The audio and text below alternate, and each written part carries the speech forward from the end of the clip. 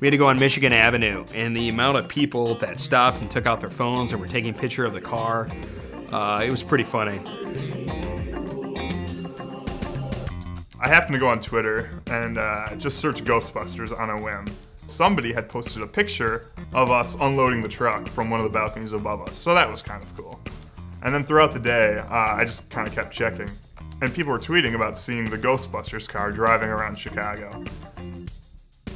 When I was actually out with everyone else, I sort of acted as photographer, and since we only had one proton pack, we had to kind of place everybody in the scene and then take a picture with Greg with the proton pack, and then move it to Michael, and then move it to John, and then move it to Ed. In terms of how many were used in the photo, each person had 2 different exposures that were used for them. One for sort of like a shadowy side, one for the lighter highlights. And then the background had like 2 or 3 photos used in it as well. So I'd say closer to 200 probably.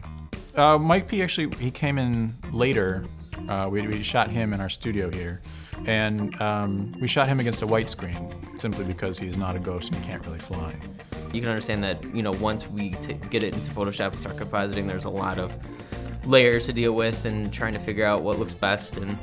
But once I had all the people painted in, it was basically just lighting effects on top of it, all the lightning bolts and glowing ghosts and Kevin on fire.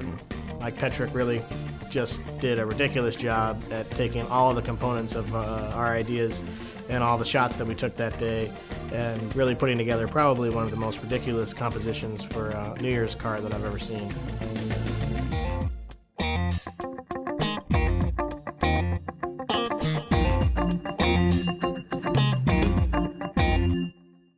I'm a ghost.